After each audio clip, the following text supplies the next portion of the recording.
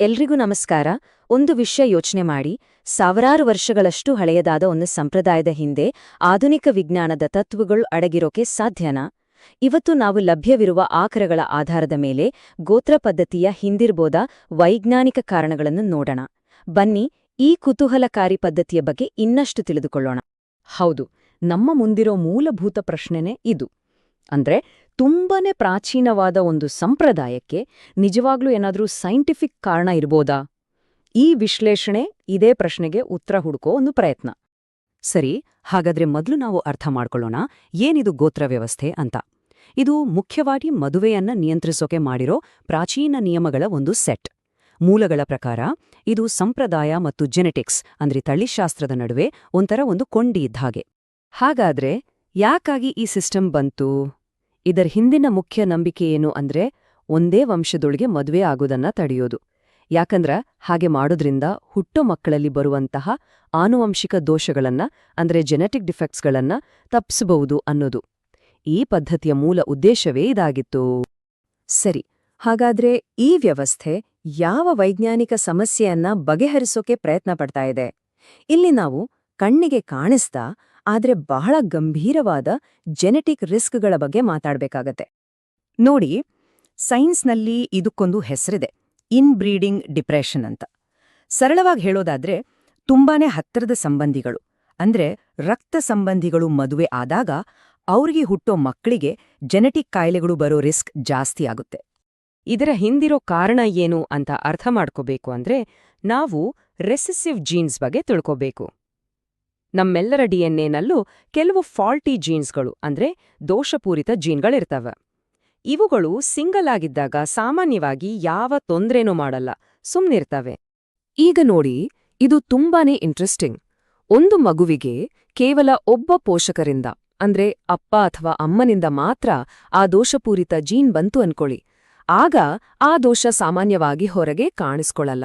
ಆದ್ರೆ ಅಪ್ಪ ಅಮ್ಮ ಇಬ್ಬರಿಂದನೂ ಅದೇ ಸೇಮ್ ಫಾಲ್ಟಿ ಜೀನ್ ಮಗುವಿಗೆ ಬಂದ್ಬಿಟ್ರೆ ಆಗ ಆ ಆನುವಂಶಿಕ ದೋಷ ಮಗುವಿನಲ್ಲಿ ಕಾಣಿಸ್ಕೊಳ್ಳುವ ಸಾಧ್ಯತೆ ಏಕ್ದಮ್ ಹೆಚ್ಚಾಗುತ್ತೆ. ಬನ್ನಿ, ಇದನ್ನ ಸ್ಟೆಪ್ ಬೈ ಸ್ಟೆಪ್ ಆಗಿ ಅರ್ಥ ಮಾಡ್ಕೊಳ್ಳೋಣ. ಮೊದಲನೇದಾಗಿ, ಒಂದೇ ವಂಶದ ಇಬ್ಬರಲ್ಲಿ ಅಂದ್ರೆ ತಂದೆ ತಾಯಿಯಲ್ಲಿ ಒಂದೇ ತರಹದ ದೋಷಪೂರಿತ ಜೀನ್ ಅಡಗಿರೋ ಸಾಧ್ಯತೆ ಇರುತ್ತೆ. ಅವರಿಬ್ರು ಮದುವೆಯಾಗಿ ಅವರಿಗೊಂದು ಮಗುವಾದಾಗ ಆ ಮಗುವಿಗೆ ಇಬ್ರಿಂದಾನೂ ಅದೇ ಜೀನ್ ಬಂದ್ಬಿಡುತ್ತೆ.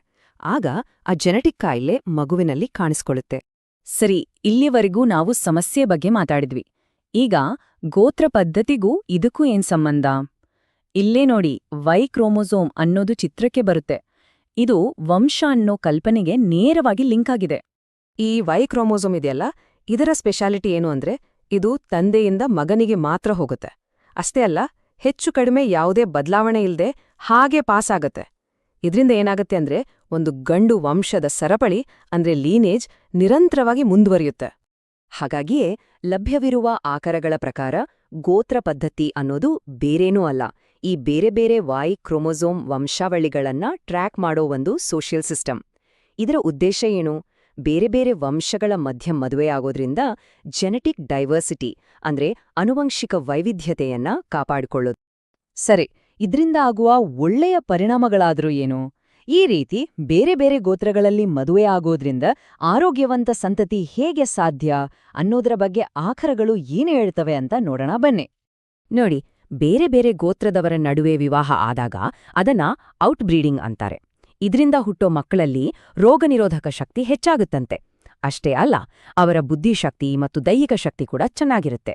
ಜೊತೆಗೆ ಕಲರ್ ಬ್ಲೈಂಡ್ನೆಸ್ ಮತ್ತು ಹಿಮೋಫೀಲಿಯಾದಂಥ ಅಂದ್ರೆ ರಕ್ತ ಹೆಪ್ಪುಗಟ್ಟದ ಕಾಯಿಲೆ, ಇಂಥ ಜೆನೆಟಿಕ್ ರೋಗಗಳ ರಿಸ್ಕ್ ಕೂಡ ಕಮ್ಮಿಯಾಗುತ್ತೆ.